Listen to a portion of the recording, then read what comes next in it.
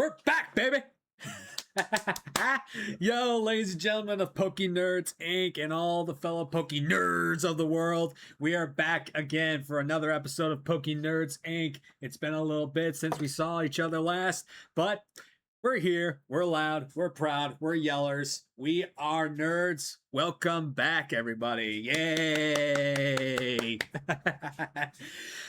I said you guys it'd be a little bit before the next podcast because of NAIC, but I'm here now. Actually, we're here now. And we're not here with just any certain somebody. We're here with the guy that I spent NAIC with. Well, one of the people I spent NAIC with. So we'll get to know more about him and what makes him the nerd he is. But first and foremost, ladies and gentlemen, boys and girls, and all the fellow pokeNERDS of the world, welcome to the pokeNERDS Incorporated podcast, a Pokemon exclusive podcast just for us pokeNERDS to sit down and relax and get to know other fellow Pokemon content creators in the Pokemon community. I am your host, the one and only Dark Master Spitz. And ladies and gentlemen, if you are unfamiliar with today's guest, let me introduce you to him. He is a VGC player who has spent multiple days, multiple times, in multiple tournaments all around the United States. He is also a shiny hunter, so we'll get to see some shiny reacts from time to time. And on top of that, like I said, he's the guy I roomed with NAIC this year. So let's welcome the one, the only, ZardycoolersVGC. Here we are, here he is. Zardy, thank you so much for taking the time out of your day to come and join us here at pokeNERDS Inc. and let us get to know what makes you the pokenerd that you are. Thank you so much for having me here. It's really been an honor. Hey, trust me, the honor's all mine, pal. The honor's all mine. So yeah, this is I think this may be the first time we've actually spoken since NAIC. So how did you? Yeah, hey, first off, why didn't you tell me when you landed? You should have texted me and said, "Hey, I landed home safely." So you never told me that. What? Am I not a friend? Okay, I'm not your friend. First off, I was an airplane. I was on an airplane, so I couldn't do anything. I'm just joshing you, pal. I'm just joshing you. But hey. But yeah, Zardy, welcome to pokeNERDS Inc. We're happy to have you. So, without further ado, let's get down to the interview. So the first thing we do here on the show is give ourselves basically a basic introduction. Introduce yourself, explain the types of content you produce, and just a bit of a retrospective of your Twitch journey, from what got you into it to when you started and where you are now. So Zardy, you got the floor. Let us know all about you. So, for people that don't know me, I am named after Zardy, after a Charizard. Basically, he is a dragon kind of like Pokemon. Basically, because of that, so I added the name Coolers into it because his flames are much blue and it's cool as it is. And then with VGC, it means a lot to the world, to the community, and it gives a more structure to where people are known as being a competitive player. So backstory: how I started getting into streaming was when I was completely living with my roommate. When I was like living with roommates and ever back then, and then I had went into his room and I saw that he was streaming. So I looked at his stream and I looked it up and I was like, hey, this looks pretty good, and I kind of wanted to do the same. So I've been living with a streamer for like a year, and then I moved out and then started doing my own thing. So yeah, so I didn't know what to do. I didn't know what to do here. I didn't know what to do here. I didn't know what to do there. So I just completely just took my own steps and took my own path. So then later on down the months, I started growing a community of my own where I wanted to do Pokemon base, variety base, and other other good games. So then up until later this year, I started getting into more other variety of what I usually play.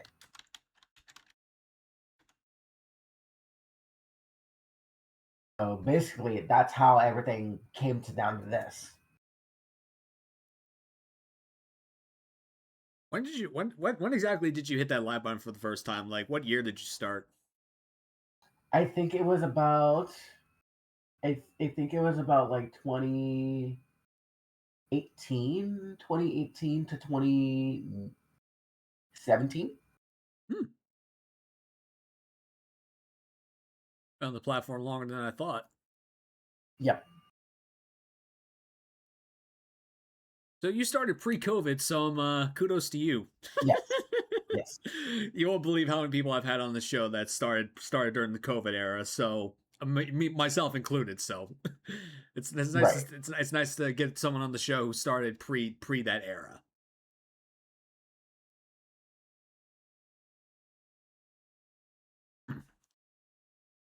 So So is then, like, yep, yep. So, and then a little bit more about that after, like, um, so my first convention, streaming convention was TwitchCon I think 2018.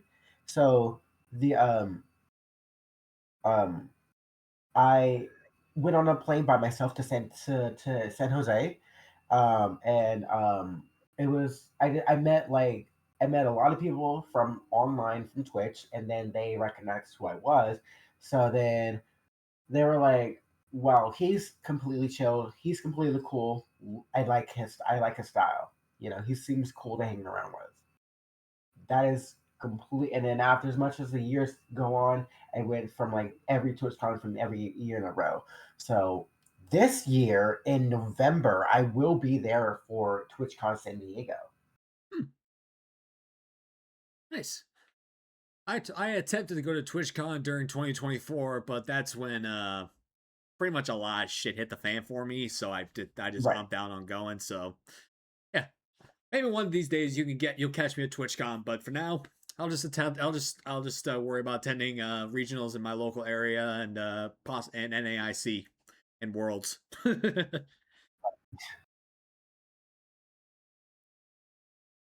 All right, so if you're from the Zardy community, if you're not familiar with who I am, let me give you a brief introduction to myself. My name is Spence, aka Dark Master Spence. The reason I'm called Dark Master Spence is because my favorite type is the Dark type. Master is because the goal of every Pokemon trainer is to be the very best, like no one ever was, a Pokemon Master. And Spence because that's my actual legal name. My first legal name is Spencer, but everyone just calls me Spence for the nickname, so that just goes away with that. But I station myself as a variety Pokemon streamer because I stream all types of Pokemon related content, from shiny hunting to Nuzlocks to randomizer Nuzlocks to playthroughs to fan games to shiny races, Nuzlocke races, Soul Links, you name it, I've done it, basically. But my creation journey kind of starts in 28 in the 2010s when I was a avid YouTube watcher of various Pokemon YouTubers on the platform, and I'm like, ah man, I wish I could do something like these guys. I really want to do something cool.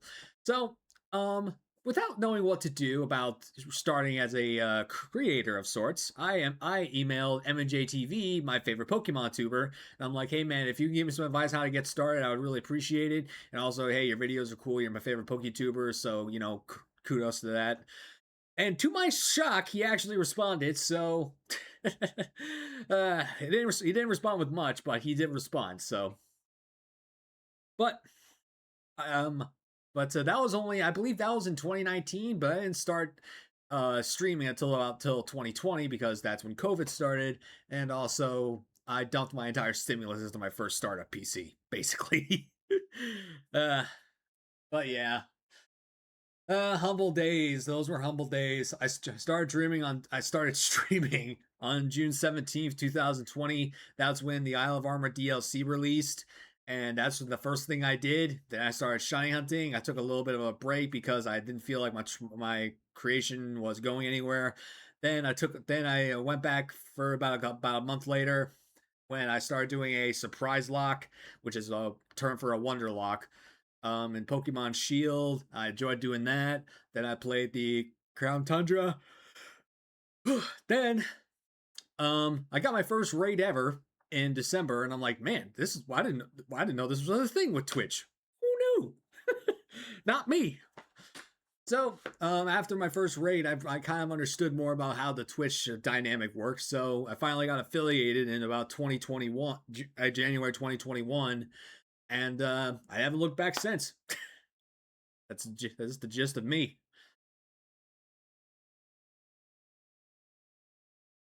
Interesting. Interesting. Very interesting. Yeah, quite interesting. January 2021 is when I started my Darklock series, which I've completed as of right now. But it will continue once Winds and Waves is released. And on top of that, I did my first randomizer ever, which was so much fun. I had so much fun. I had a Lugia as my starter, so it quickly became one of my favorite legendaries ever. And I had a Milotic with Lightning Rod, so that was like super OP. Yeah. But like I said, those were just humble days. Very humble days.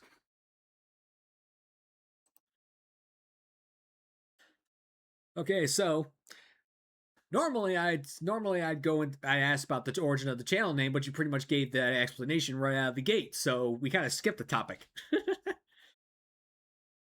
So let's just actually just get down into nitty gritty details on what makes you the PokeNerd that you are. What do you say? Sure thing.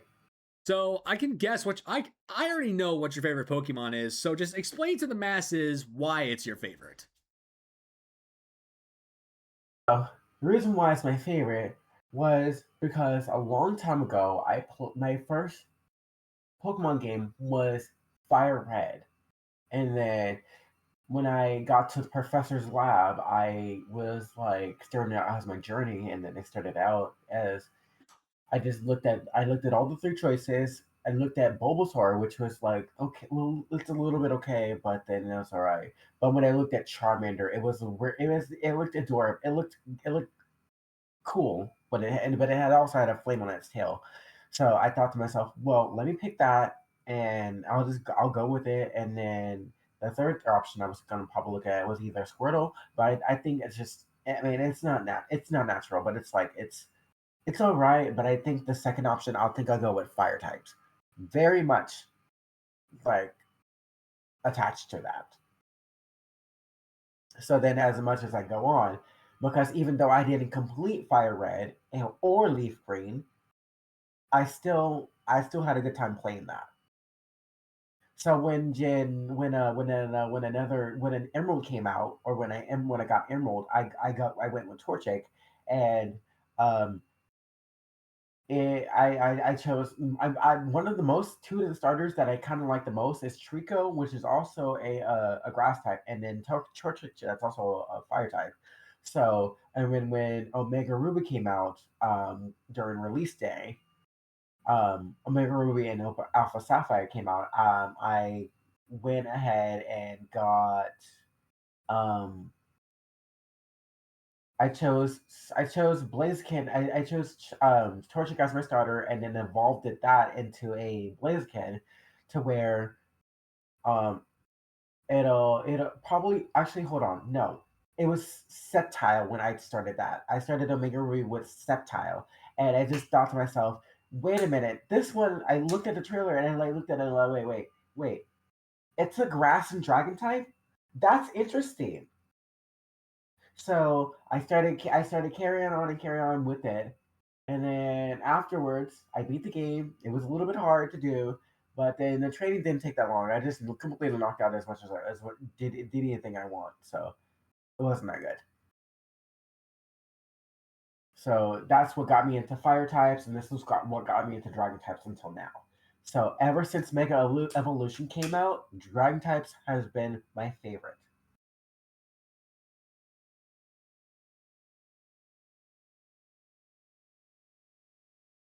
So that's why Charizard's your favorite Pokemon, or Well, it's because it's got like wings on its back. Yes, and then because it can make it evolve into its like its X form.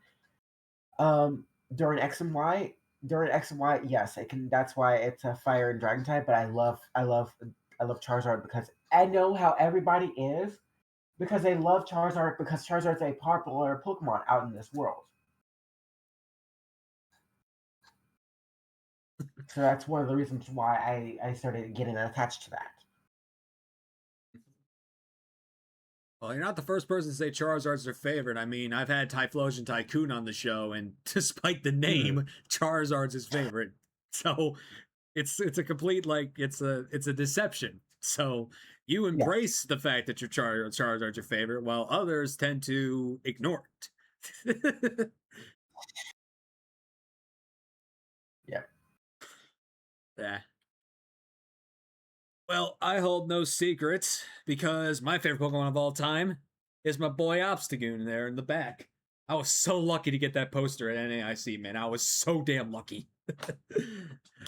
I love Obstagoon so much, I have gotten the entire line tattooed on my arm. Even if you don't believe me, take a looky at this.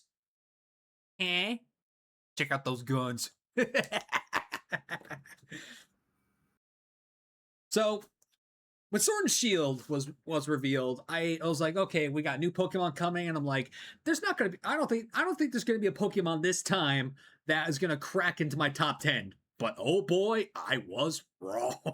I was dead wrong, because when we got the regional variant introduction, I'm like, oh cool, new regional forms, Dark type, Zigzagoon and Linu, that's cool. Then all of a sudden it evolves, and I'm like, huh?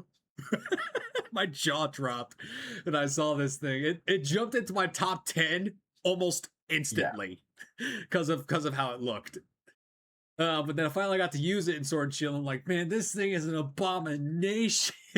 Gut set, facade with various other tactics. Like if Obstagoon gets integrated into Champions, I'm probably gonna wind up playing it. I'm not kidding. If Obstagoon gets into Champions, you'll probably see me playing it, because I will definitely be using a Flame Orb Obstagoon. You don't doubt me on that. Right.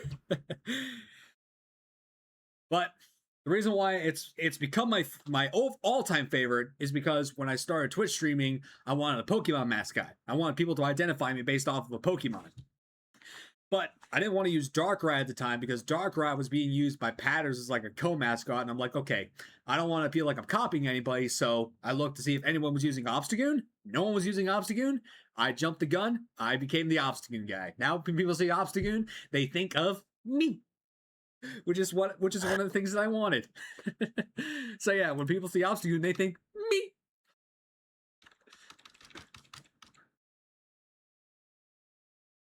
Huh. Even was going nuts over there. All right. I know you're more of a VGC guy, but you also shiny hunt a little. So do you have a favorite shiny Pokemon? I very much like from any shiny that I like as of right now from any generation. I kind of like shiny Fuecoco. Fuecoco is it's very noticeable, but it's a slightly different color, but like better than its standard red. And then when it fully evolves into a Skeledirge, which is also a ghost type, fire ghost type, that's for sure. I like that it's shiny. Its whole body color is completely good. It's good, but I think it's an average overall, pretty much the best. But the that's not all I like. That's not the only. That's not the only Gen 9 Pokemon I like. Cerulege is the. I know people would say that Cerulege is terrible shiny, has a terrible shiny color, because the eyes are a different color. And I know that like with Armor Rouge and Cerulege, they're different. They're like different eye colors. But with Charcadet, its eyes are blue, which I kind of like. You may be the very first. You are. You are the first person who has given me some fighting words, because. Ooh, we'll talk more about this. We'll talk more about this later on in the show. But freaking, I hate those shinies. I hate all three of them. Those are fighting words, pal. Bring it on.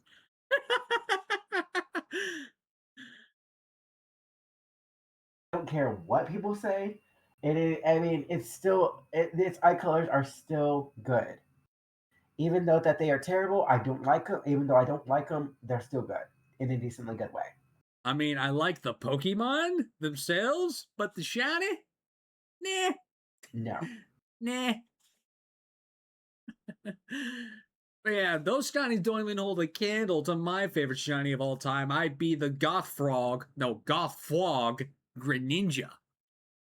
So, if I don't give it away already, I love black and gray and red. It's my whole color scheme. Mm. Greninja has all of those colors mixed into one. It has gray padding, its whole body is black, its tongue scarf is red.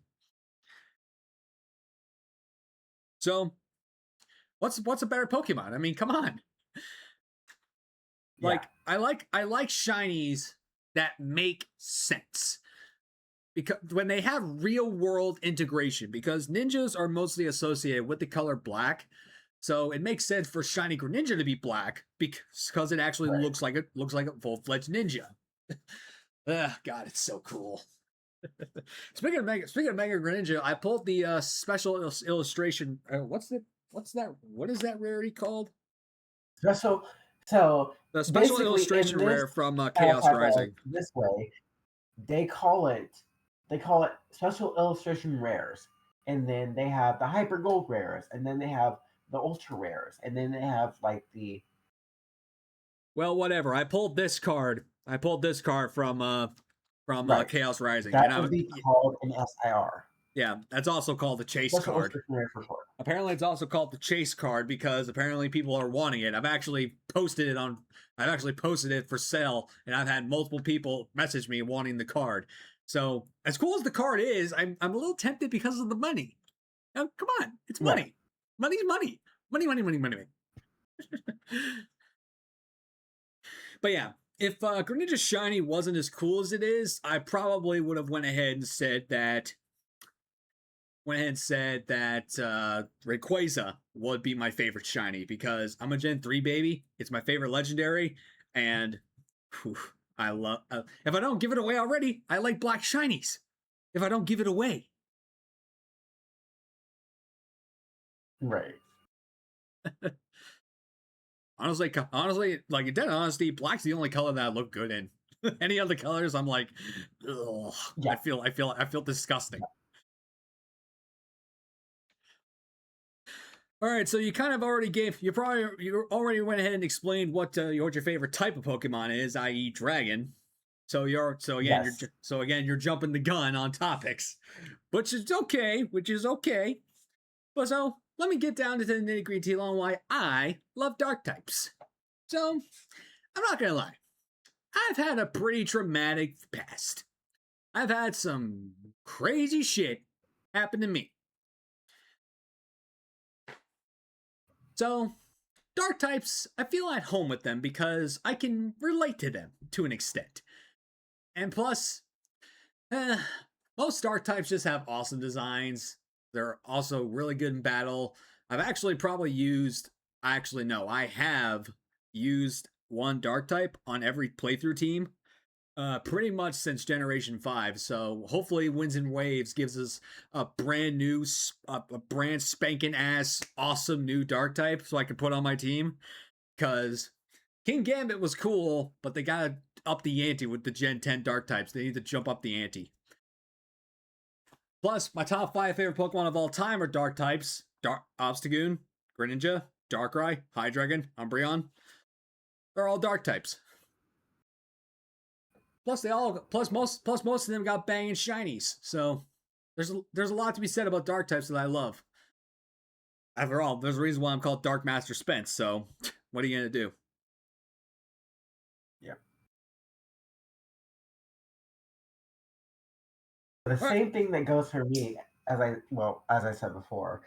Dragon types, I enjoy because it's kind of like if I enjoy all around, like all types of dragons, because I feels like I'm in a sanctuary of all dragons. Like, I'm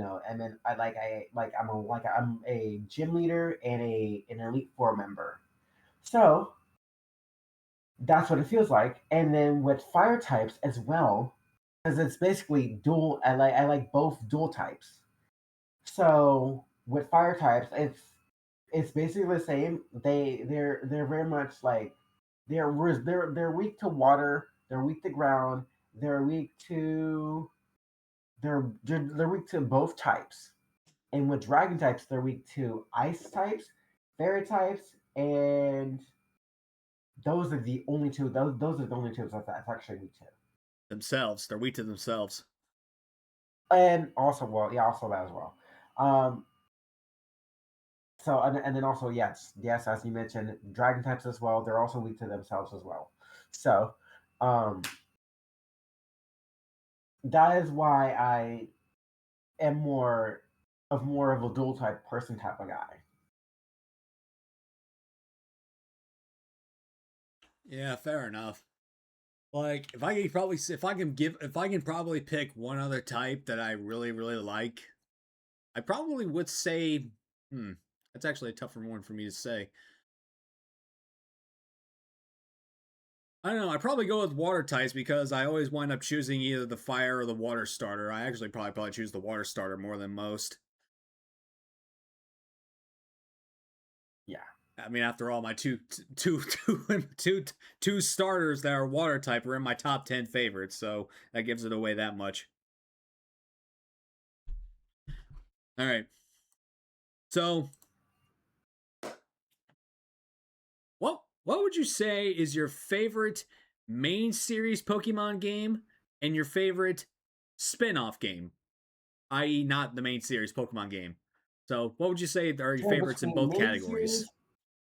series, between both main series and spinoff, let's start off with the spinoff.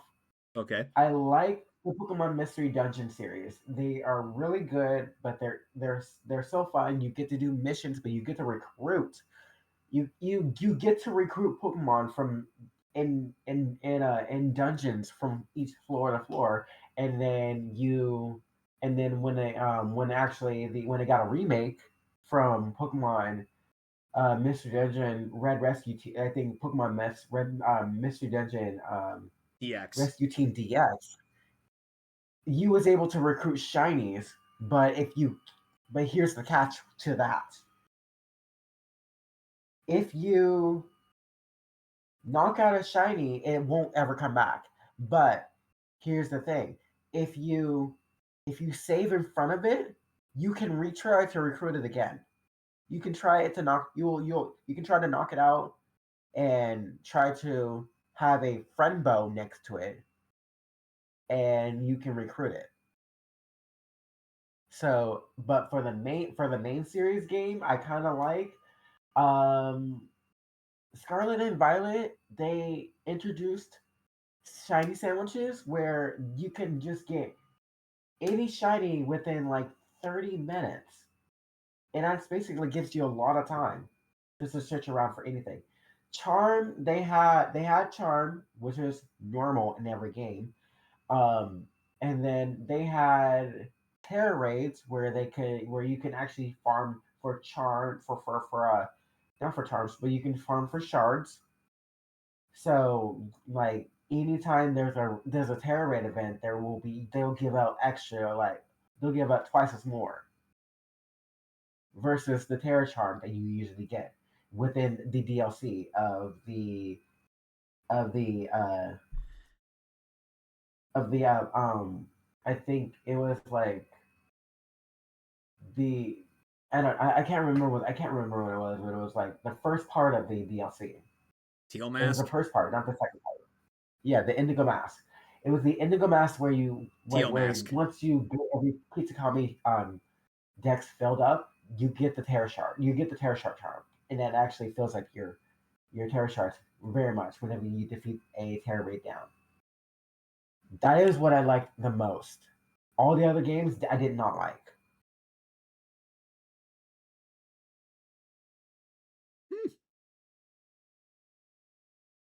Hmm. Well, That's interesting.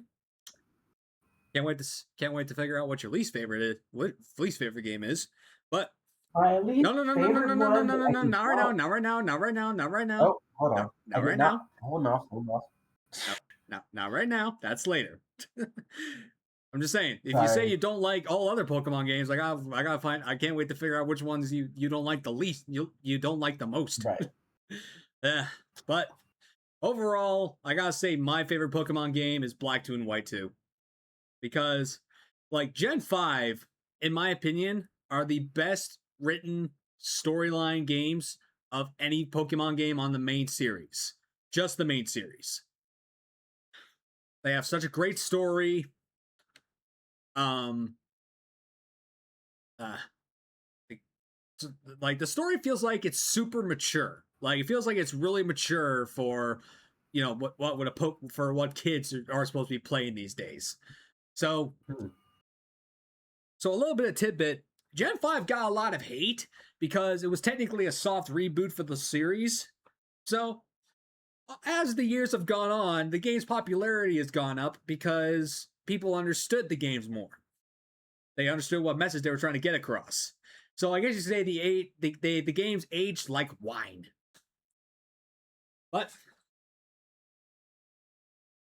But yeah, both Black and White, Black 2 and White 2 have both of the best written storylines. I like how Mhm. the games are set 3 years after the story of the first game, and on top of that, the reason why it sets it off like at the high pinnacle is because Hugh.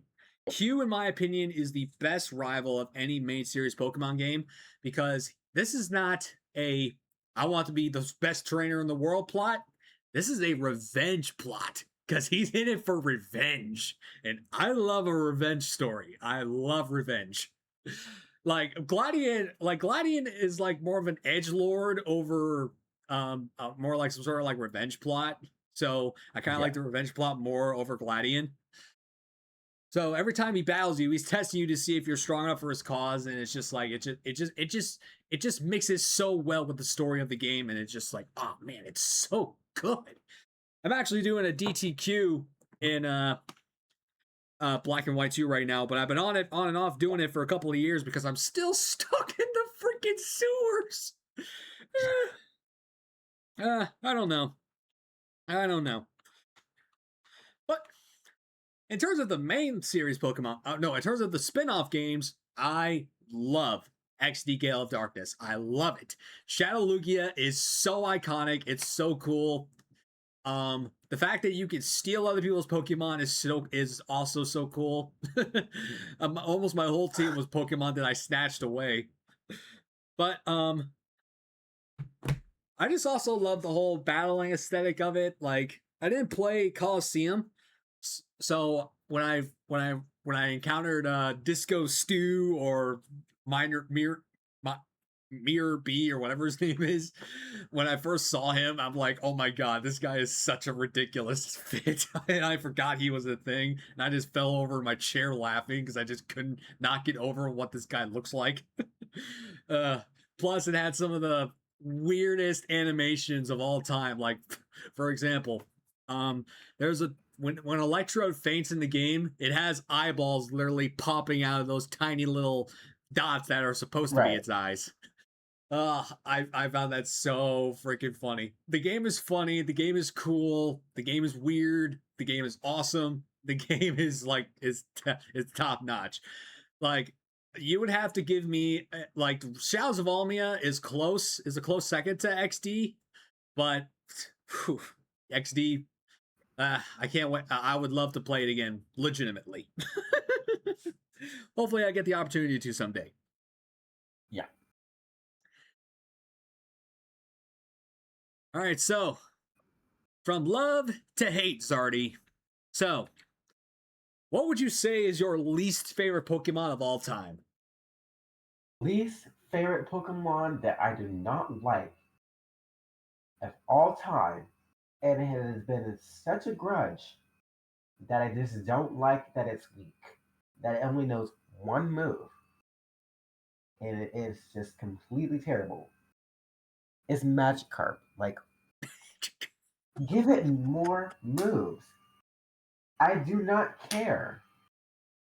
All other Pokemon has a lot of moves, but just that one, no, I don't. I honestly hate that. I mean, Like, what is Splash going to do? 100 times damage? No. well, technically, Magikarp does get more moves. You just need to play it in a game post like Generation 10 or Generation 8.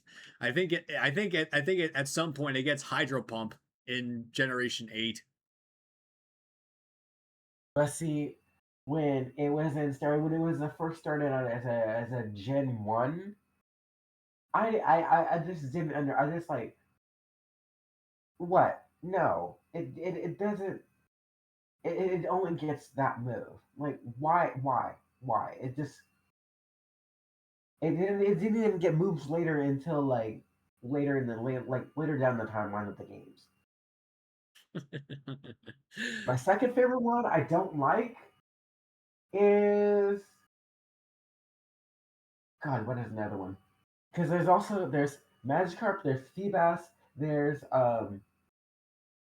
and uh,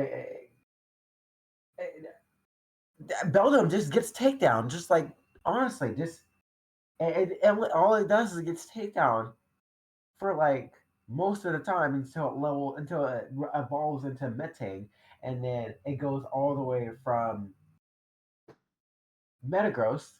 So like, I can already tell that's bad, but it has a good shiny though. It's silver and gold. It's actually really cool.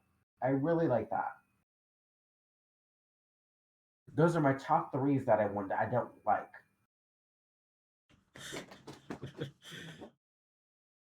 uh, you're probably the first to say their least favorite is part of a pseudo legendary line. I mean, I get the hate for Beldum, but like Magikarp and Feebas, those are definitely, I'd say, acceptable choices because yeah, they can be Yeah, annoying until they evolve.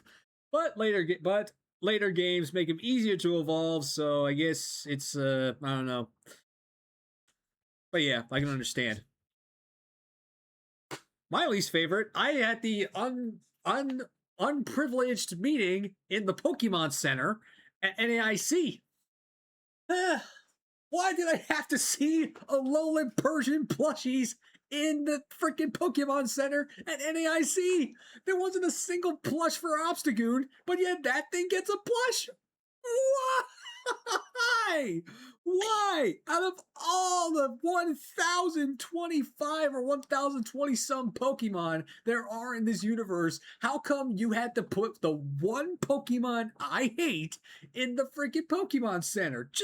Why? Just the one? Just that one? right. Oh, God. Oh, guys, I was so tempted to rage. I was like, oh, I had to hold in my rage. I hate Alolan Persian with such a passion that freaking any instance of me seeing it just makes me want to go, ah! Yeah, I hate it so much. Not just because of design. Design is one factor only, but it's the slaps in the faces I keep getting with this thing. yeah, It's the ace of Nanu to Kahuna of Ulul Island, and he was the closest thing we ever got to a gym leader before Piers and Marnie, a dark type gym leader, before Piers and Marnie were revealed. But oh my god, why does Ace have to be that dumb cat? I hate it. I hate it. I hate it. I hate it. And then on top of that, it's basically been in every main series Pokemon, almost every main series Pokemon game since its introduction. It's in Gen 7. yeah, It's in Gen 8. It's in Sword and Shield.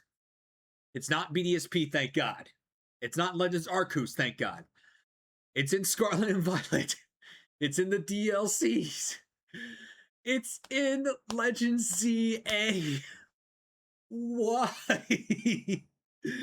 Why? Why do I have to see it everywhere I go? I hate it. I hate it so much.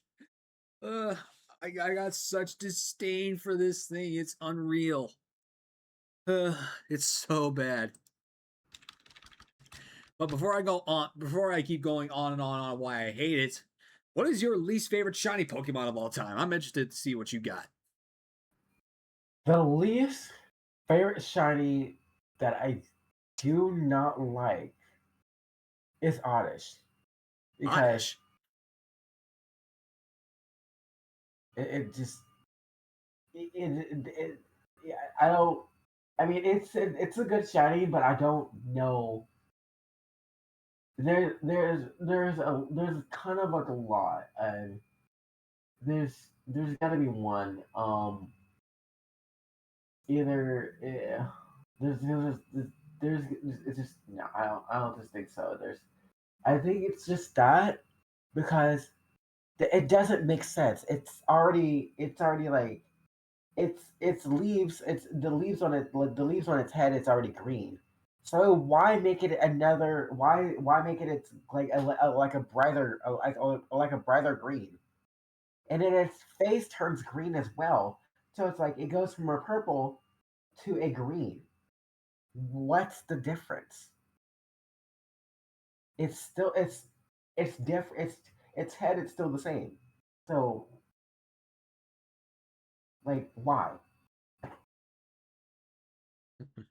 Well, wish I can give you a solid answer, but the fact that all shinies post Generation 7 are, AI are like randomly coded based. So it's not that they purposely made Oddish green, it's just that that's just what they coded it to look like. It was based See, but it's they still gave terrible. shinies like a random code generator for shinies, and that's what Oddish landed on. Right. But yeah, like I said earlier, Charcadet Armor's Roulette, those shinies suck. I'm sorry, Cedric, but those shinies suck so much. They were some of the most anticipated Pokemon in all of in all of Scarlet and Violet, but they dropped the ball big time with the shinies. I just don't like the fact that it's only the eye color that changes when they could have swapped the color schemes of Armor's Roulette and they would have been two of the best shinies in the game. But nope, we got the inverse of that and we only got the eye changing. Like, come on, it's just me taking off my sunglasses. That's shiny me. Ain't I right, guys? It's just me. It's just shiny me is me without the sunglasses. So I just don't understand. They purposely designed these shinies to be this way, and all of a sudden, holy crap! It's like, uh, it's not actually. It shouldn't. My hate shouldn't be derived to those shinies specifically. It's to the whoever designed them is who I should hate. Does anyone know who Right. designed these shinies? Okay, your response.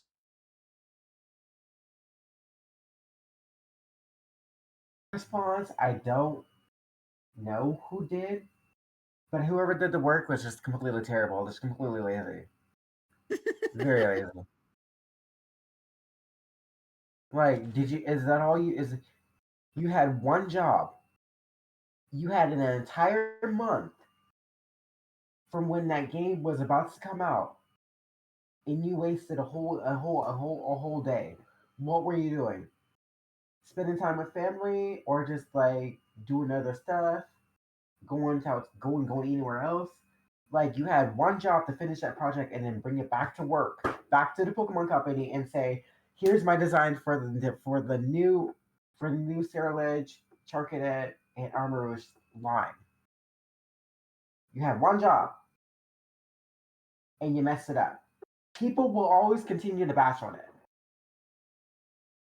So unless what you make it to where it's a new shiny variant for Winds and Wave, I will. People will definitely respect that.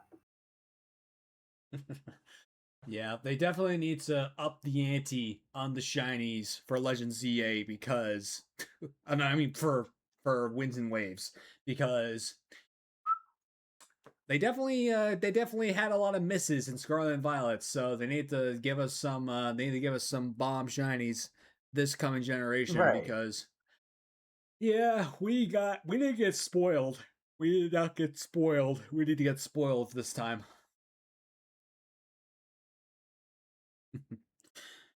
So, what about your least favorite type?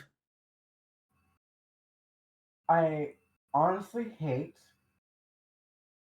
and I honestly hate bug types. Like they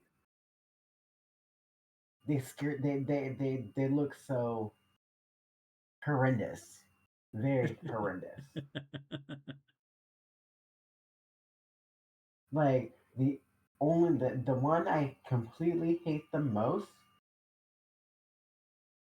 is Caterpie because that thing just looks like it's about to eat me alive. What?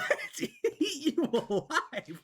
There are other bug types out there that look far more There are other superior bug to. types that like I said, yes, but there are other bug types that I don't like as well. No, Caterpie is one of them. Caterpie is one of them, but I think between that categorized and anything between that one, Scyther's alright because it looks different. It's darker shading of its shiny form. It looks a little bit better. And Scizor kind of looks more better as well because it's green. It's light green, and I actually like that as well. So I have that. That's at least favorite type. But for anything else, no. I can't live with it. what I was trying to say is like there are other bug types out there that look far more, scarier than Caterpie. Right. But I never once thought Caterpie is, hey, this thing's gonna eat me alive.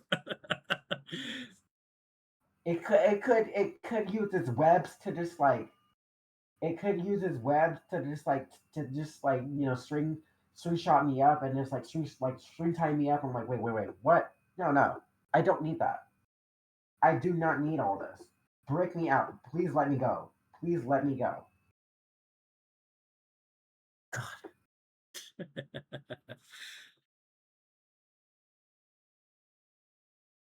Me no likey fairies. I hate fairy types. I will I will say there are a few fairy Pokemon that I do like, but most of them, no, forget them. I hate that they nerfed dark types when dark types didn't need a nerf. We were already weak to fighting and bug, and everyone uses a lot of people use fighting Pokemon, so what's the harm in that? But it's also the fact that there are now like multiple dark types with quad weaknesses now because of fairy Pokemon. We have freaking Scrafty, we have freaking Pangoro, we have freaking Hydreigon. Some awesome Pokemon that are now quad weak to something simply because of a fairy typing. I mean, come on. Why? Then uh, I just hate that unlike like in Gen 2 when when Steel and Dark were introduced, fairy types got so much love in Gen 6, it's ridiculous. I hate that it got so much love. Multiple new Pokemon and old Pokemon getting the fairy typing. A Right. legendary, which is the box art legendary for said game, a gym leader, and a freaking elite and a freaking champion ace is a fairy type Pokemon. I'm like, are you kidding me? What's with all this crap? Right. Ugh. Like, if they're going to introduce a new type in Gen 10, they better not do the same damn treatment because we don't need what I would call fairy overhaul. We don't need new Yes. typing overhaul. Just let us naturally experience this new typing, not like overhaul and shove it down our throats. Like, no, don't Yes. do that mistake again.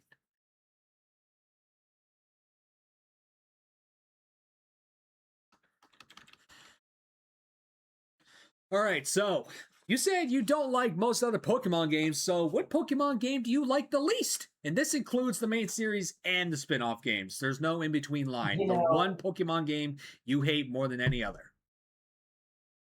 I very much do not like the one main series game, and it just doesn't like seem very fun as much as what it used to be.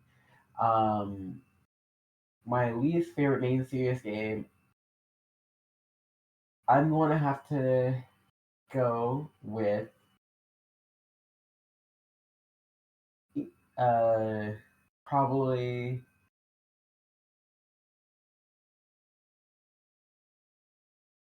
I would say Diamond and Pearl. OG Diamond and Pearl. You're not the first person to say that. So why would you say OG Diamond and Pearl? Because nothing seems fun. But like there used to be there was like first off they didn't have no battling system whatsoever after until like later in the games, and then they didn't have anything like that. It wasn't fun. Like I mean I enjoyed contests, but I didn't enjoy that very much. Um, and everything just seemed like just same old. Like, come on. And then right before they just did, even though that they did be Brilliant Diamond and Shining Pearl, that still made it even more complicated. But like, still the same thing. It's like you're rewriting the story again. Like, but the same, the same thing, the same story.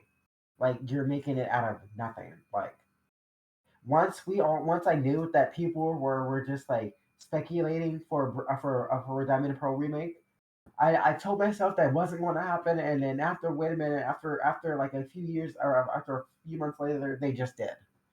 So yeah, and then the other one that kind of seemed like it was boring. Um, I would want to say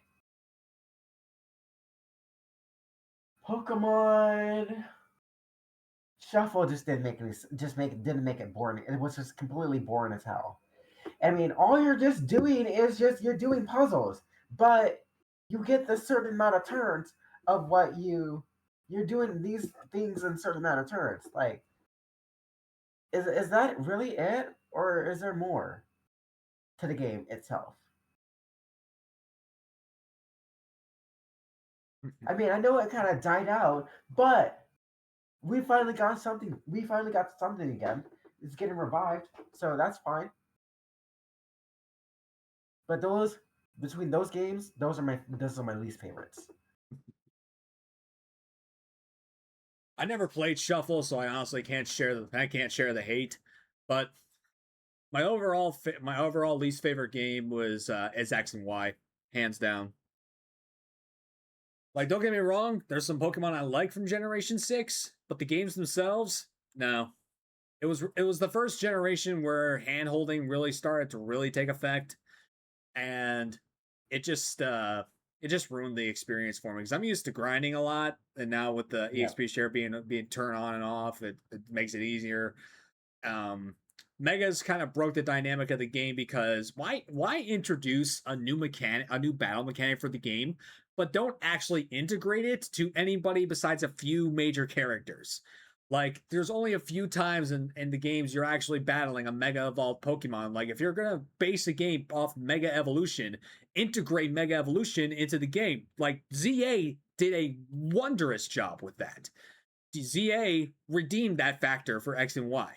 But it still doesn't change the fact that X and Y also, like I said, introduced the fairy typing and really just fairy overhaul, shoving it down our throats. I hmm hate I hate Diantha as a champion because, in my opinion, she is the single worst champion of all time. That's beating Gita, may I mind you. Gita's first team, may I mind you. So, that uh, I like champions that are a prominent figure in their game.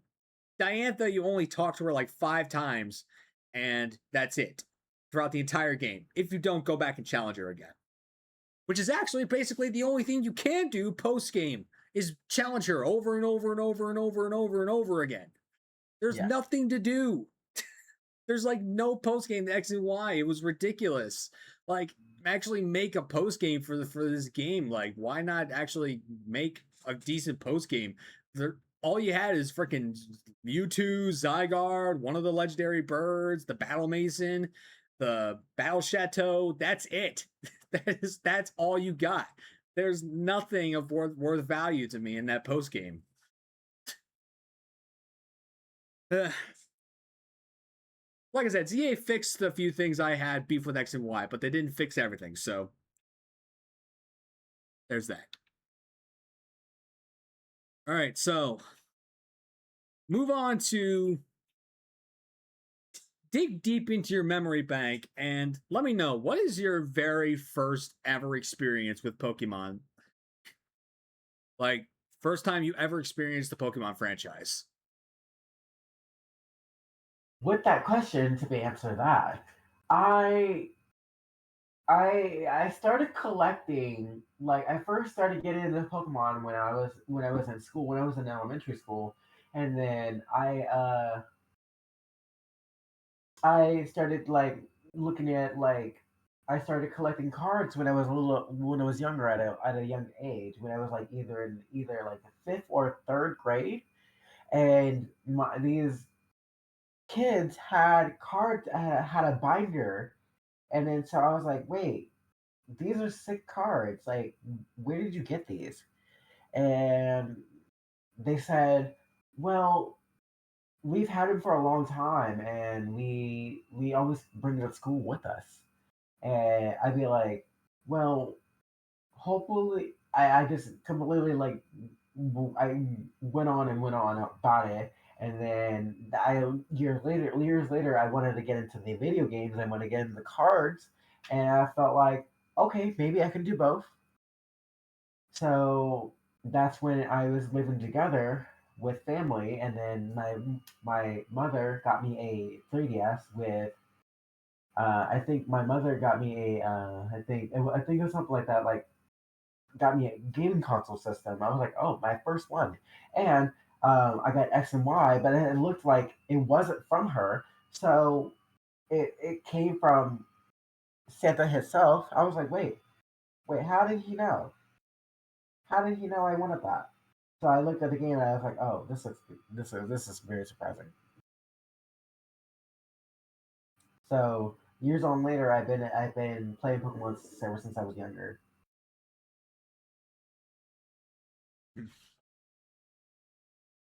Quite the interesting tale you got there, my friend.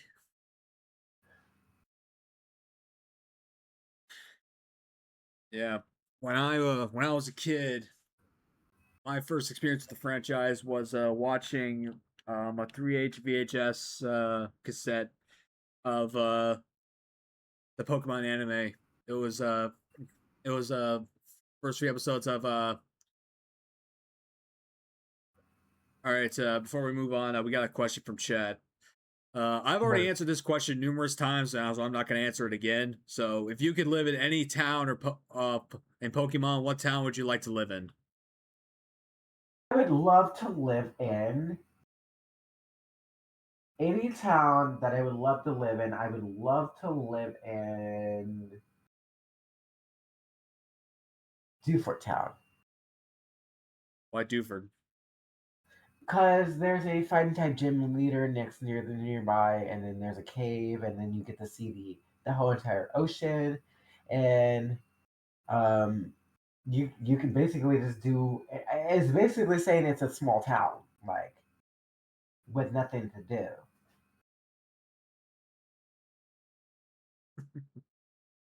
So you prefer isolation over civilization. Yes, Fair enough. I'm kind of like that too. What do you want? All right. So back to what I was saying. So I the three episodes on that VHS were the was Pokemon Shipwrecked, the Isle of Giant Pokemon, Tentacle and Tentacruel, and those three episodes just set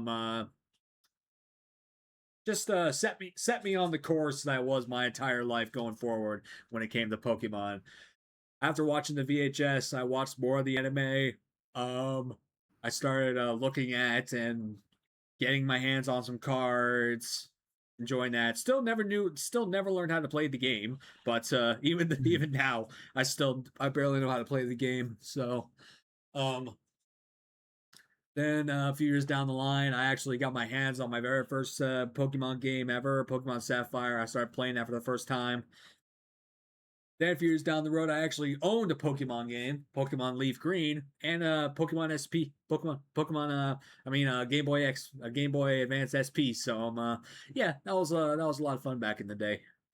How we can go back to the simpler times.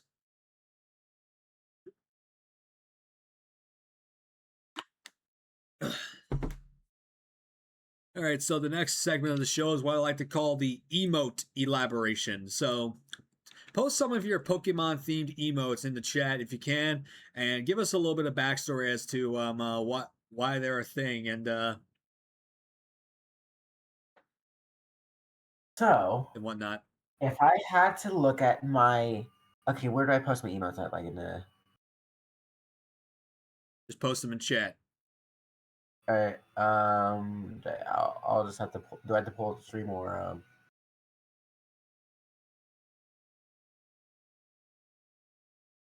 because all of them are on let me see if I can like I don't know how to post emotes. I don't know. I don't even know how to post emotes anywhere.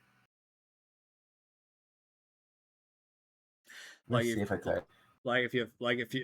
or if you're on mobile, you just click on the smiley face and you can Oh yeah, post yeah, yeah. post Oh, the yeah, yeah, post yeah, the yeah. Okay, emotes now I of remember post now. the emotes I from think your I remember now. channel. I think I remember now. So, yes. Um,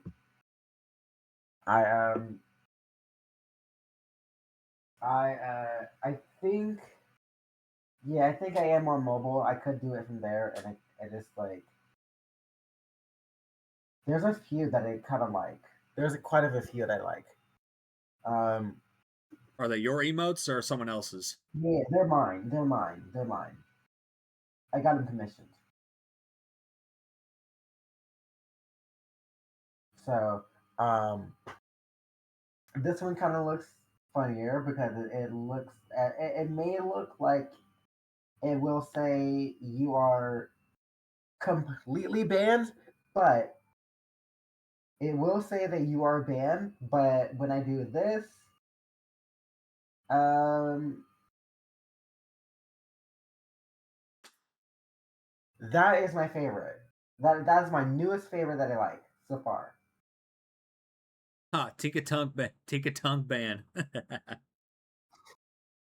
Like if anybody, and I mean anybody, comes into my chat and starts saying some stuff, or either starts disrespecting like my chat, or either my viewers and my channel, here's what this emote will do. Here's what this emote you'll know what this emote means. You're banned.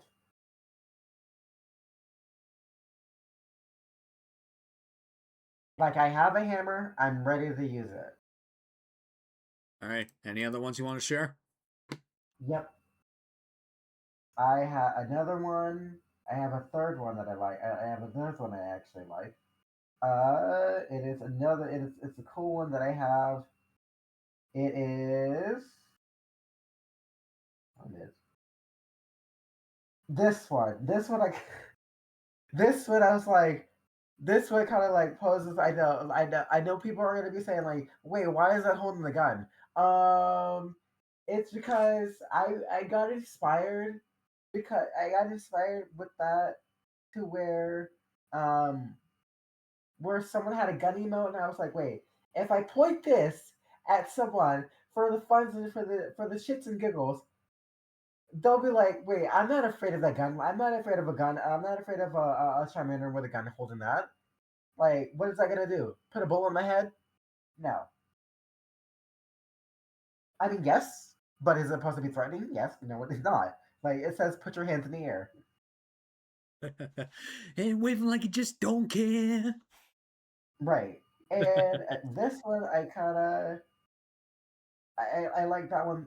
I like this one the most as well. It gives me it shows love and support to where it says, well, if I see anybody that I know, I give them a heart. I give them a heart emote saying, "Oh, it's good to see you again. It's good to see you again." And then this one, a laughing Zork emote like that. I know that people will be saying, Well, why do you have a laughing emote? Because I don't have one and I have nothing to laugh at. Like I hate using the standard lol Twitch emote. Like, come on, can I make a version of my own? Yeah, my giggle emote's actually Zorua, and it's animated, so Right. that's something we got in common. We're, See, in we're, this one, I kind of like I like this one so far as well because it's a Hisuian Zora that's saying hi when I come in. So it's basically knowing people whenever I walk into anybody's chat, I will usually put this emote and they'll know I'm here. They'll know I'm here. yeah, I'll typically post my hi emo whenever I pop into somebody's chat, or So at least somebody that I'm not too familiar with. right, right, and the last and final one that I kind of like the most, this. Like Coco Lurk. Yeah, I anytime I'm like anytime I'm in a chat or in a live stream or in a Twitch live stream, I usually put that emote around. I would say, I'm just gonna be away for a while. I'll be back. Yeah, my lurk emote's darker. I pop it up from the shadows, so Right. coincides with my whole aesthetic and whatnot. uh, I got this But emote those are based. my Oh, best what's up? emotes that I have so far. What's up? So I said those were the best emotes I have so far that I've ever commissioned for. Gotcha. Well, I have this lantern emote based off of what the sushi chef band. uh, the reason why it's sushi is because I did an electric only Nuzlocke in Shield, and I had a lantern on my team that basically was my ace until it died. So it honors sushi, the lantern, which I now have like fallen in love with. But yeah, let's see. I actually have a band. I don't have necessarily a band hammer, but it's like band tapping because it's just Mhm. shiny high dragon band. I got a good chunk of emotes that are based off of Obstagoon, so let's see.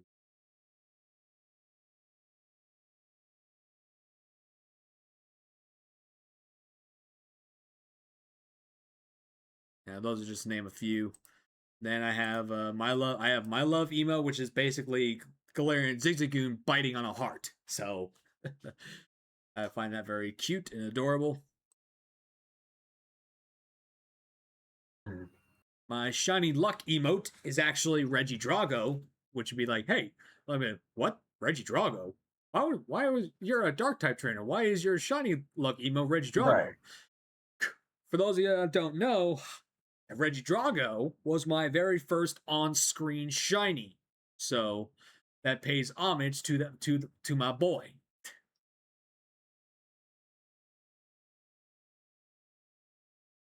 Yeah, that's a good chunk of the ones I got for now. Oh yeah, I love this one too. I call it Pride Tomb, which is basically Spiritomb with the rainbow colors of the Pride flag and various other things. Basically, it's said to help support my LGBTQIA members. Yeah.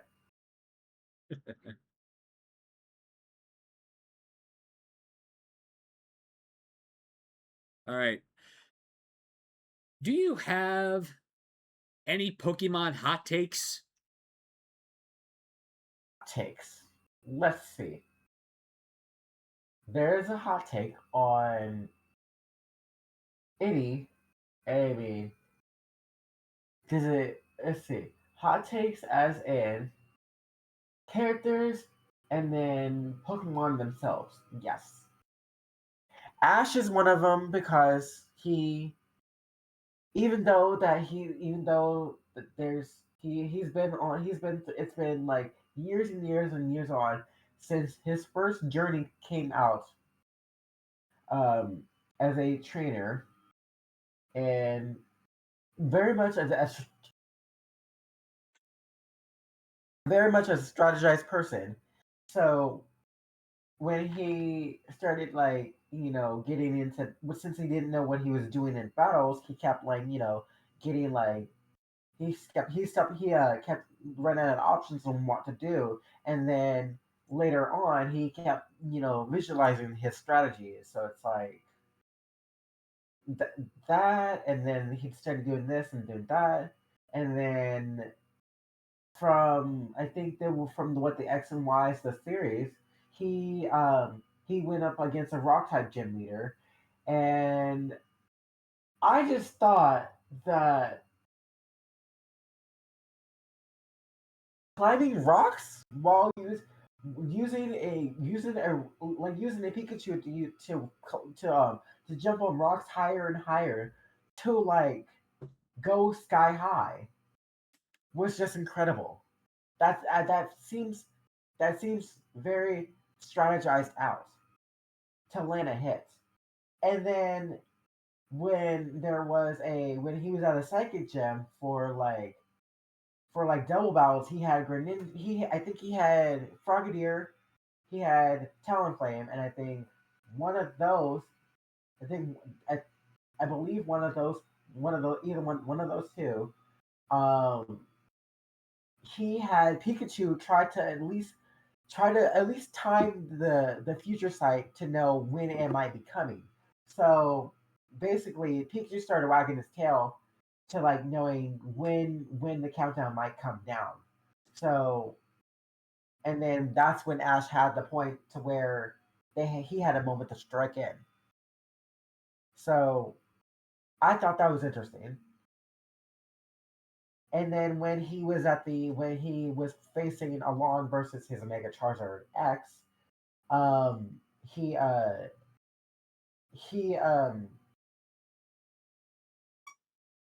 he he commanded Greninja to throw his shuriken to the ground to where either Blastburn may hit it, and because it's a battle bond, they're like bond between each other. So it's like as a unique feature where they're like a phenomenon where they're as one. Like they're one, like Greninja's controlling him, and then and then Ash is controlling his own Pokemon. So I'm like, wait, this seems new. Like I've never thought this would be a thing. So yeah, that seemed interesting.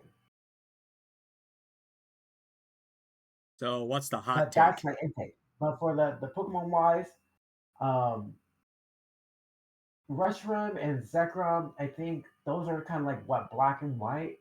So um,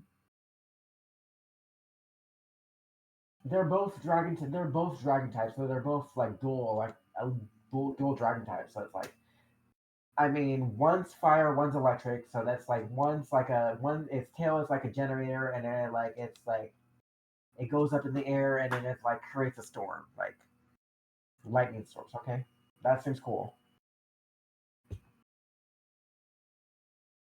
But those are my two hot takes.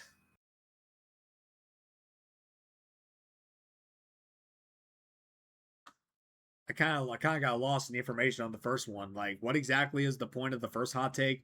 That Ash is a strategist. Well, Ash is actually a strategist, Ash or is more like a strategic person um when people would normally say he's an idiot. yes, more like that. He's more like that. Definitely. That was exactly what I was meaning. Like more like an idiotic person, like this idiotic thing. Like Nah, what? I got you now. Where's the I fun got in you that? now.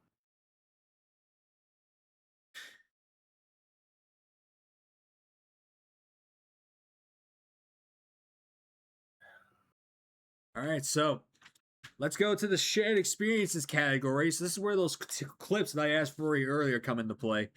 We'll watch them, go Right. over them, and have fun. All right, let me just fix this really quick. So, do you want to provide any context behind this, or you just want to dive right into Yes, it? I can provide a lot of context between it.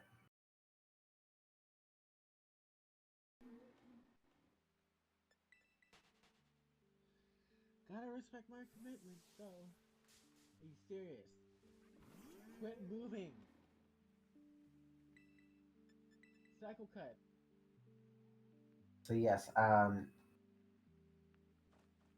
the first one, I think I will, I honestly will look at it and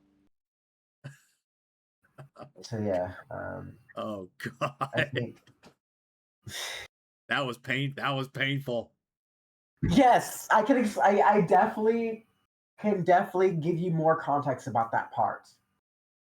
So I was shiny hunting for Cyclozar, and then I got in a wild battle with a regular Cyclozar, and the other one went into the freaking river, where it just completely it was like I completely lost sight of it. Like it was right there, it was right there, and it just completely just jumped off of the field. Kamikaze into the water.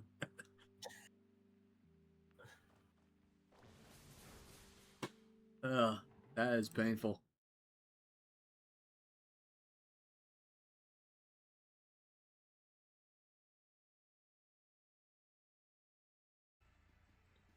Another one?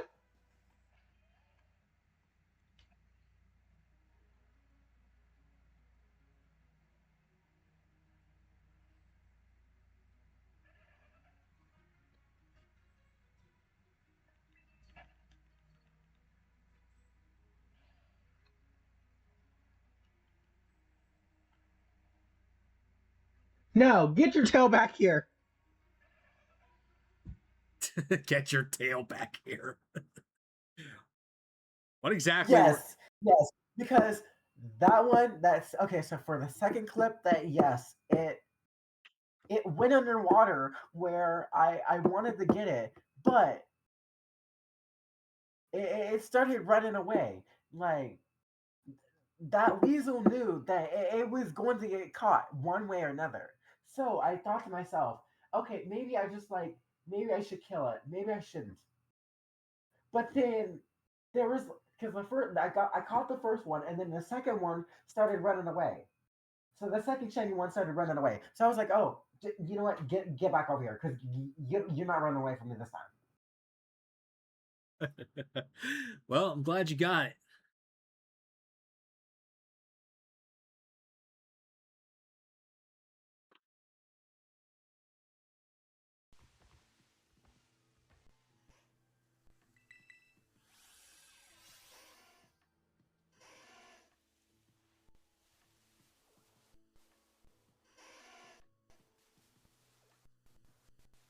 Go get it, go get it, go get it, go get it, go get it, go get it.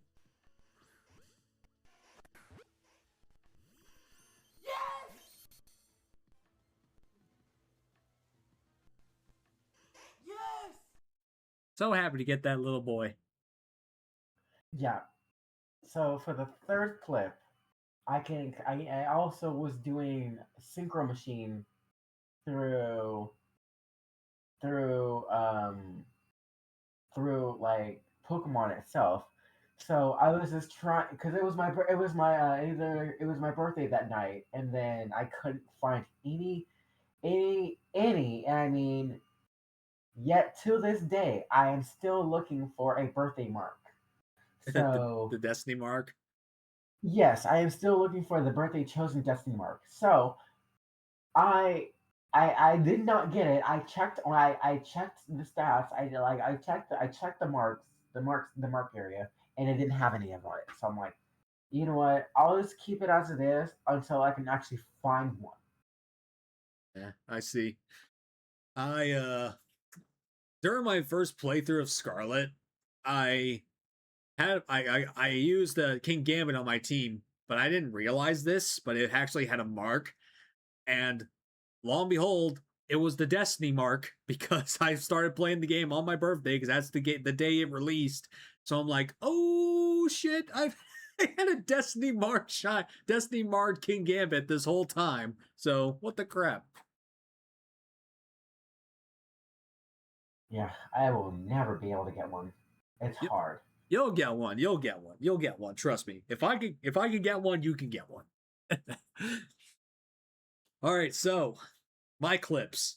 Let me just add a little bit of context to this first one. So what happened was I randomized this Ultra Sun file. So anything above level 35 I faced would be a fully evolved Pokemon. And of course, the Ultra Necrozma fight is a Omni boost to all stats. So I had no idea what happened. So let's just say yeah, you'll see it when you see it. Fully evolved with all of its stats boosted by 1. Let's see. What is it? What? What was with the cross-legged Go-Goat? What? What is with its what the cross-legged Go-Goat? What was that?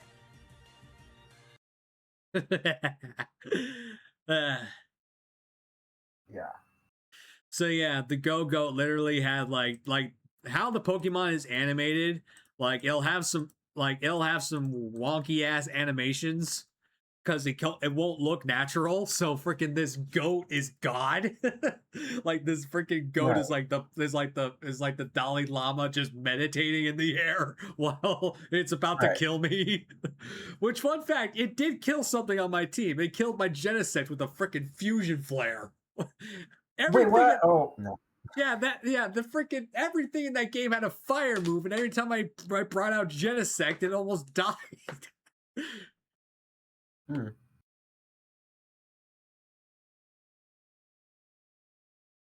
All right, so for this one, I was doing a shiny badge quest in Let's Go, and my dumbass decided to go for one of the trade hunts, i.e. a Alolan Vulpix. And yeah, my reaction says it all.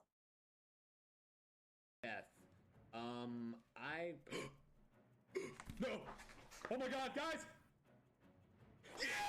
Oh, yes! Yes! That's it! Yes! Oh my god! Yes! Oh my god! It's over! It's over! Shiny Alolan Vulpix. Shiny Alolan Vulpix. Oh my god! Finally! So, in turn, that took about three months and about 4,041 trades, and I finally got it. That's a long time. Yeah, I mean, it doesn't come close to my Darkrai, but it's still pretty damn close. I mean, yeah, that was fun. That hunt was very interesting.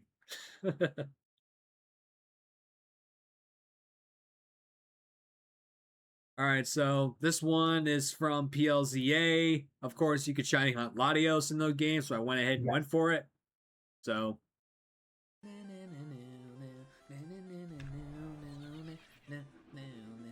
Oh, yes! 930 shiny Latios! Yes! Holy crap, yes! Yes! Holy crap, yes! Yes, there's my boy! Save! Oh, what ball do I want it in? Oh, what ball? Oh, it would be so good in a friend ball. I did get it in a friend ball. Nice. Yeah, the clip doesn't have the catch, but I did get it in a friend ball.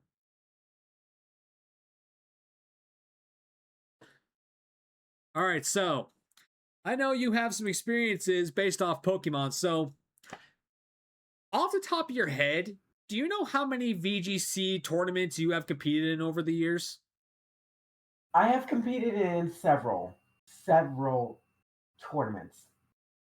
There was my first one back a long time ago with Portland. And then I did LA. And then I did Portland again. Then on forward, I did San Antonio, and then the last year, within trying to get some points, I did NAIC, which I did not get so far, which I did not get so far into. Um, I it just seems like all master players, like all master arena division players, did not get a break from like we got breaks like once like one time ago, I think one or two times ago, and I think up until now we just didn't. So I was going to the judges and I was like, wait, do we get a break or so, or do we just don't? They said no. Masters don't get a break, but juniors and seniors do. So I just thought to myself, like, wait, they're just gonna let us just like starve, dehydrate ourselves like that. What is the issue? So I thought that was just the worst thing ever. Um, I was supposed to do some regionals this year, but due to myself being to like going to other events, planning them out, and then not going to like any of them until the last circuit of the year, um, which was this month. I decided to like just kick back, relax, wait until some teams comes out, wait until some new teams comes out, test them, and then put them on for the next regulation. Regulation MB has just been out since the 16th, and it's been going on for like a couple days now. So now we have Raichu XY and Raichu Knight X and Y. So those we see, I we all of us VGC players, we think that either one of the two are much better, because from what I've been noticing is that Y has no guard, and its speed stat is very it's hot. It's like kind of like a 180. It's kind of like a 140 to like 160 ish, and then it goes from 200 to 200 base speed, and then like when it's completely mega evolved. But then when it's at like a special attack base, it's completely insane. Mega Star Raptor gets contrary, which we have all been speculating that it knew it was going to get that. Anytime it uses a lower defensing move, it reverses the effects. So like saying if it uses superpower and it gets a attack and a defense boost, and if it uses close combat, it gets a special defense. It gets defense and special defense boost. So basically, how people are handling now, it's kind of like it just doesn't seem like it lasts that long if you use a Sylveon with Fairy Feather plus Hyper Beam as well. It literally knocks it out straight in an instant. Like its whole entire health percentage goes down to zero, less than like 3 seconds. So that is no problem. That's if the Staraptor does. That's if the Sylveon outspeeds the Staraptor. Right.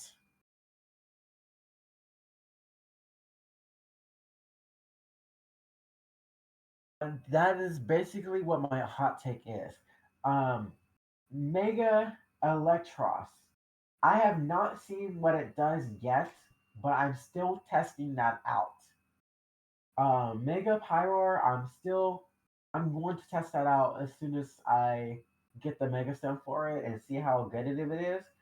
Because if I give it physical attacking moves, it boosts its fire type moves by 50%. So it's basically like Dragon's Maul, where it's like 50% as well.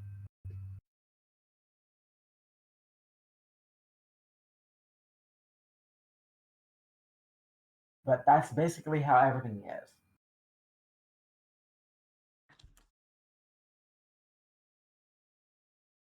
All right, so let's actually dive back to last week, because you actually got to do this for the first time in a while. So you attended an NAIC in 2025 as a competitor. Oh, right. But this year you changed, you shifted gears, and you were only a spectator. So what is Right. what is the dynamic difference between attending a conference like NAIC as a competitor compared to being as solely a spectator? So what's the like the dynamic difference? So the dynamic difference are, if you're competing, then you have to have everything completely submitted by the deadline, before the round one starts, and you have to have, like, even though that they changed up their format structure, where you have to have like everything else, but with nature's being shown off. That's a new structure. Um, Last year they did not have that. Versus a spectator, you're just only there to, like, do you're there to watch games. You're there to watch. You're there to watch the matches. You're there to watch the games. You're there to do as much as you can. Do as many as you want. Do many things as much as you want. Like, play the demo games. Do win prizes. Do go to activities. Go to Pokemon Center. You're able to do side events. You're able to just, like, just do a lot of things. But with competitor, you have to, like, you have to go to your table, and you have to, like, at least try to at least you have to at least win one best of three, or one, like, either win one game, two best out of the three games that you're given. So between game one, game two, game three. Because if you lose, if it all depends on if you win the first game one, that person goes, and it goes to that person. It goes, say for instance, it goes to me. But if I lose the second set, it goes to that person. Then, and if I win the third set, then it's a 2-1.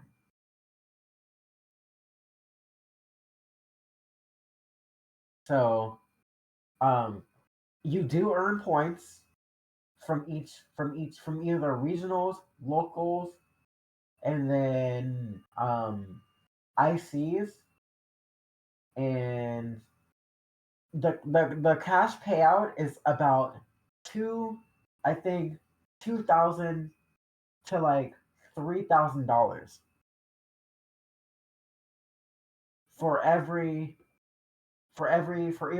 regional IC, and, like, and also as for worlds as well. You get medals, you get trophies, you get titles, you get everything. You get everything that people, anytime that people attend an event, they get titles next to in within their name. So it's kind of like a history. So, like, for, like, saying for instance, like, this person had won a title, and they defended their title for, like, they're like a three-time regional champion, undefeated, um like, three times in a row. Like, they'll say this year, and they'll say where this took place at, and then they'll say where that took place at. It'll basically, your whole entire name will be shown on stream, on an actual video game stream match. That is basically how everything goes. So I guess you would say that being a spectator is far more is like Yes, it's more. like a It's shoot more. It's more. way more It's more chill, easier. way more easy, a lot like a shoot in the breeze over going over a Yes. jagged Yes. hill. Yes. Yep. So, what do you have a preference? Would you prefer to be a spectator, or do you prefer to be for a competitor? I prefer to be a competitor. Um, I prefer to be a competitor because I want to earn points and I want to earn my Worlds invite, my first ever Worlds invite. And I do want to win like an IC for once in a while to at least get a title. So that way I can bring it home, put it on a stand to where it's like where it's right there where I can like look at it every day. If every time I wake up, I'd be like, wait, this feels. I feel like I accomplished something ever something in my first time ever in my life. Like I accomplished something. I feel like I accomplished a goal. Like I made it through. Like and I would be thanking everybody that supported me all the way. Yeah, I feel you Like there. you guys are the ones that told me do not give up because don't stop, keep going, and keep fighting on, keep fighting your battles on, and keep training harder. That is exactly how it is. Fighting words. I appreciate that. Yeah, like when I competed in the 151 shiny challenge, I didn't know what was going to happen, but I was able to get to these sorts of participation certificates, as you can see on my wall back there, for competing in for competing in the event. I'm like, damn, I actually accomplished something. I'll go down in history and saying, hey, I did this. So I can relate to an extent. Mhm.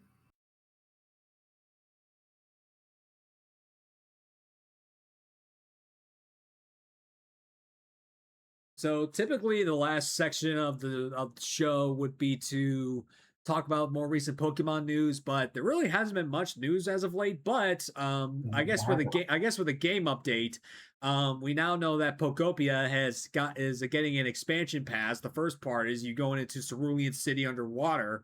So I know you're probably only considering playing Pokopia or just recently Yes. getting Pokopia. So, like, what do you think? Like, considering how much there is to do in the game already, what can you imagine that this new expansion pass will bring to a game that already is very vast in size? I think it will make more players comfortable buying the DLC and plus the expansion pass because there'll be more content to be added. There will be more content to be added at a later date, as as they mentioned, because there will be more areas to explore for the player themselves to go around and just do. Yeah. Definitely that, but I'm just saying, like, with how much there is already to do in these games. I mean, I myself have not played Pokopia, but I know my family Huh. has. They tell me that there's a Yeah. lot to do. So the fact that they're adding more to the game, I mean, there's more. There's going to be more stuff to do. Like, Yes. people, I guess you could say that people are definitely getting their money's worth through a game. I guess you could say that. Yeah.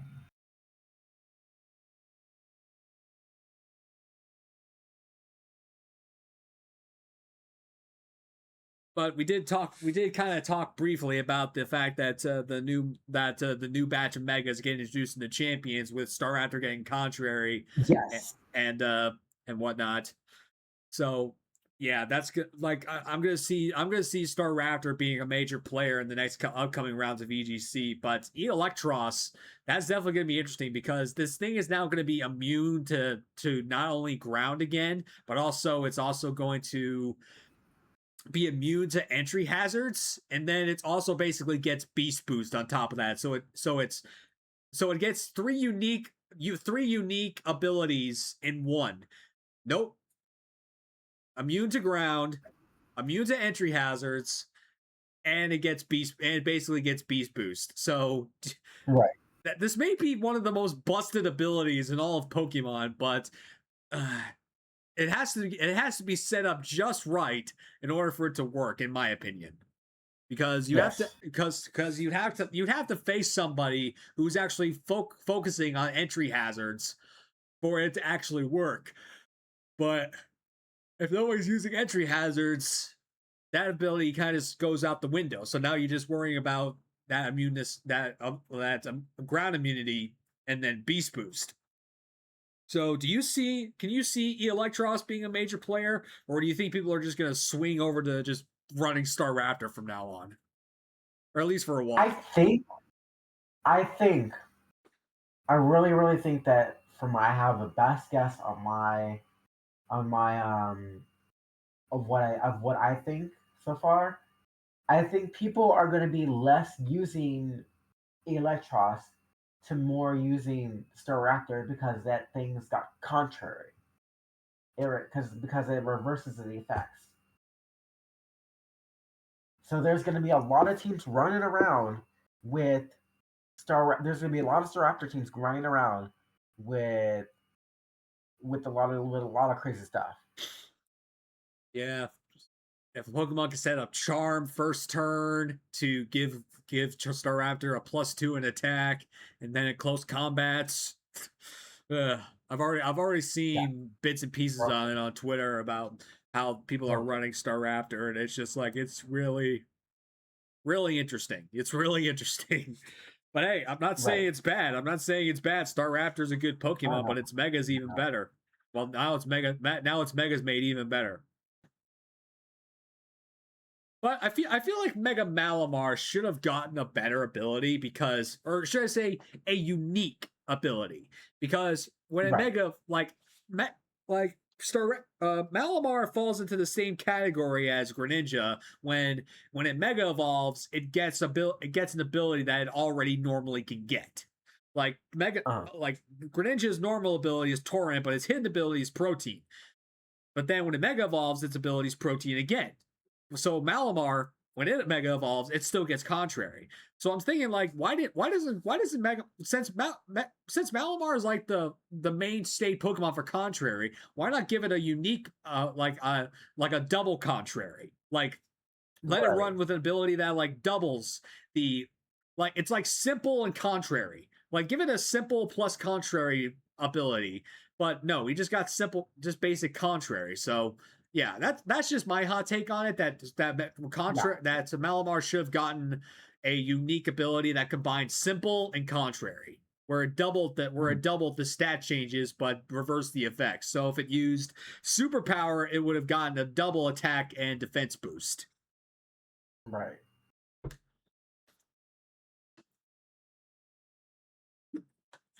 But again, that's just my hot take on it.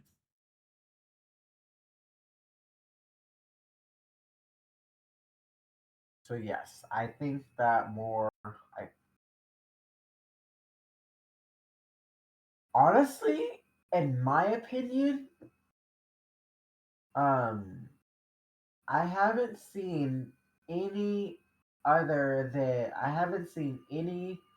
Mega Excadrill running around. It's been very quiet as of late. That's another one. Mega Feraligatr has also been quiet as well. Like, no one uses it because there's been no other teams that's been using it as so far. And I haven't seen much of it myself either. There's just better Pokemon that compensate for the dragon and water types.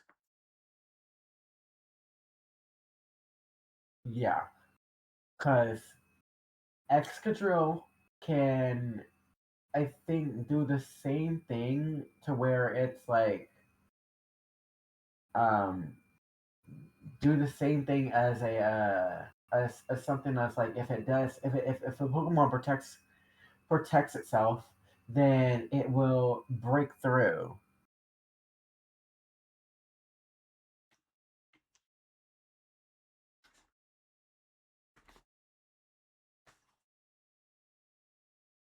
So that is exactly what I have been wanting to do. I have been wanting to try that. Yeah.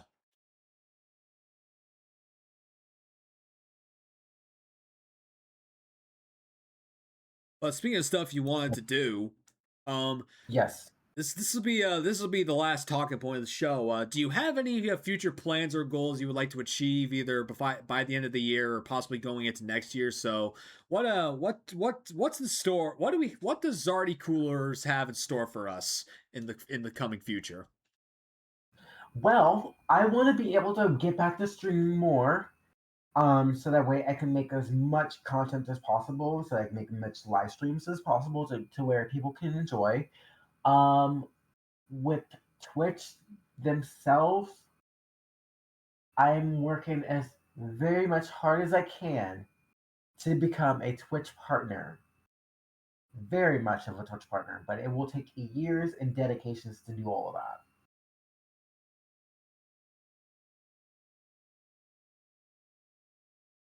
It will be a lot to do.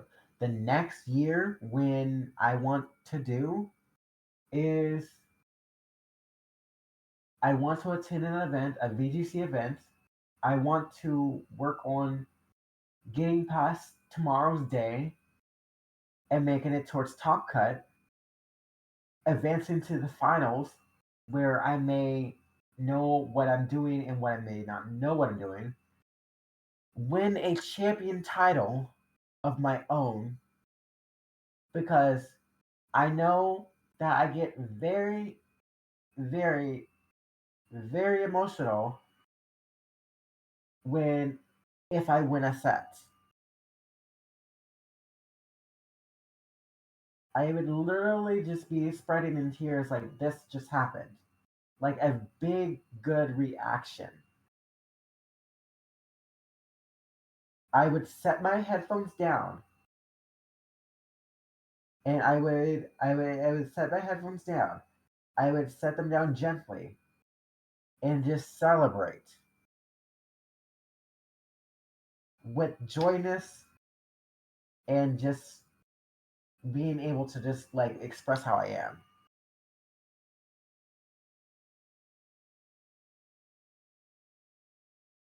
That is my goal. And I'm not going to stop.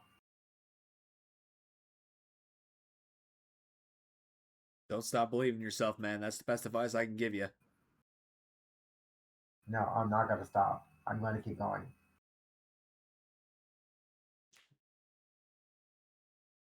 Well, on my side of the branch, or on my side of my side of things, I will. I'm just gonna keep doing what I'm doing and just keep working my tail off and try to be a big old nerd. Best I can do.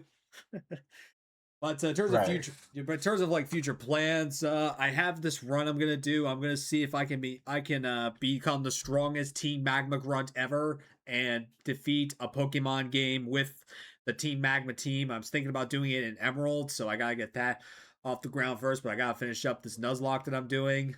Um, I want to win the Team Yell Shiny race. I want to win this time. Last year I got booted off into the loser bracket right out of the gate. So this time I'm in it for the glory. I'm in it for the trophy. I want to become the Dark Master Spence, the Team Yell Right. Shiny Race champion. I want to do that. Yeah,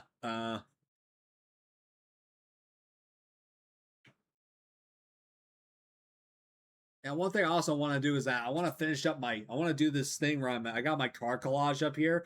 I want to get full arts Cool. or illustration rares of every one of my top 10 favorites. I got full arts of Obstagoon, Lucario, Vikavolt, uh, Right. Umbreon. So I need to get full arts of Greninja, Darkrai, Nidoking, Hydreigon, and Swampert. I need to get full arts of those guys. Right. Yeah, I'll figure that one out. Nope. That's it for the interview, Zardy. I want to thank you again for taking the time out of your day to come sit with me and sit with us and let us pick your brain on what makes you the Poké nerd that you are. So thank you for being interested in taking part in the show, and thank you for being part of the show. Mm-hmm. I didn't hear you. Thank you for having me. It's been an honor. The honor's all mine. All right. I do have one last question for you, Zardy, and that is, who are we rating? The guest chooses the rate. So who is live right now So, who is me, who is live right now that you want to rate into? It doesn't matter who they are, it doesn't matter what they're playing. Who do you want to rate into? right. I have someone in mind. He um he does he also does he's a tournament organizer for online. So and then he does it on Friday. He used to do it on Mondays, but then it switched to Fridays. So we are going to raid into Dark Devil 26. They are doing Super Smash Bros. Ultimate, and they are doing a viewer Smash Bros. Arena. You said Dark Devil 26? Yes. Yep, Dark Devil 26, viewer Smash Bros. Arena.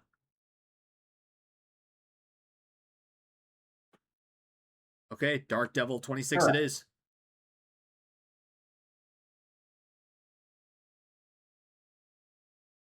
Okay, nerds in chat. You guys know the drill. If you are sub to my channel, you can use this raid call. If you are not sub to my channel, you can use this raid call. We will go right into Dark Devil 26 and send them the hype from the Back Alley Gang. And what do you call your community? I call it Cooler Squad Head Out. Let's roll out, roll out, roll out. Cooler Squad, let's roll out. I like that raid call. But if you're from my neck of the woods, I'd like to say thank you again for choosing the Back Alley's place to hang out today. Stay safe, stay strong. I'll see you on the next one. Take care, you nerds. But in honor of the True Turbo, I'd like to remind you guys to stay safe, stay rocking, stay true to yourselves. Well, stay true to yourself. I will see you guys in a few weeks with another episode of pokeNERDS Inc. But from all of us here at pokeNERDS Inc., thank you for tuning in. And we hope to see you on the next one. So until next time, take care. Bye-bye.